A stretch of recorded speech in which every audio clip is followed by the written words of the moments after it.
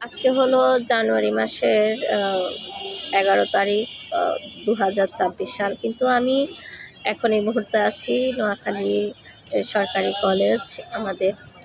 তো আমি পরীক্ষা দিয়েছিলাম 2025-এর জানুয়ারি 1 তারিখ লাস্ট পরীক্ষা হয়। এপ্রিলে আমার রেজাল্ট দেয়।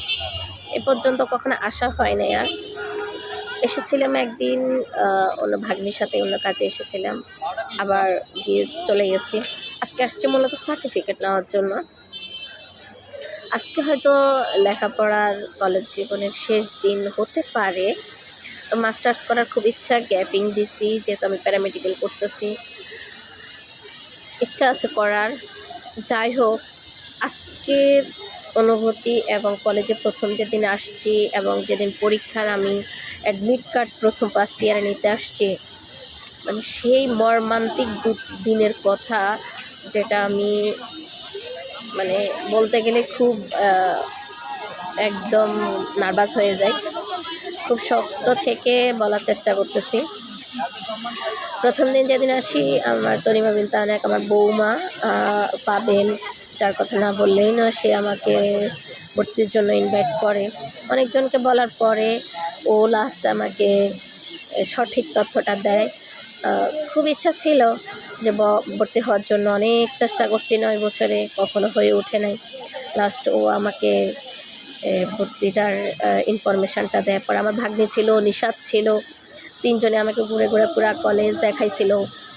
মানে হয় না, আমি অচেনার কিছু না, কিন্তু জাস্ট এত বছর পরে একটা প্রতিষ্ঠানে মানে নিজেকে মানিয়ে নিতে মনে হচ্ছে একটু আনেজি, কেমন জানি লাগতেছিল। একটা সংসার মানে সবসময় 9 বছর বদ্ধ পরিবেশ থেকে বাইরের আসা, ব্যাপারটা একটু আনকমফর্টেবল ফিল হচ্ছিল আর কি।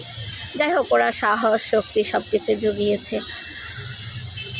আর যেদিন প্রথম আমি আমার অ্যাডমিট কার্ড নিতে আসি, যখন আমি মানে শুনছি, মানে অ্যাডমিট কার্ড নিয়ে পড়লাম যে চৌমুহনিয়া কলেজ, ওদিন আমি 1 ঘন্টা শুধু ওই যে ডিগ্রির পাশের, এই যে দেখায় পাশের, এই যে পাশের এই জায়গাটা আছে না, এই জায়গায় আমি বসে রয়েছি।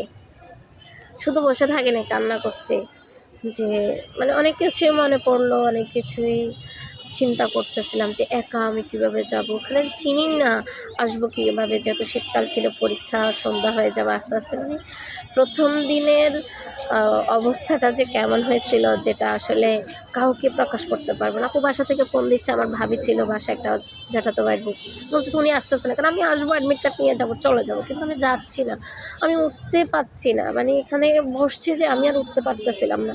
ওই দিনের সিচুয়েশানটা আসলে, প্রত্যেকটা সিচুয়েশান, অনেকে বলে আল্লাহ ভরসা, ফিয়ামানিল্লাহ, ভালো কিছু হবে। হ্যাঁ, ঠিক আছে, ভালো কিছু তো করতেছি ইনশাআল্লাহ, চেষ্টা করতেছি।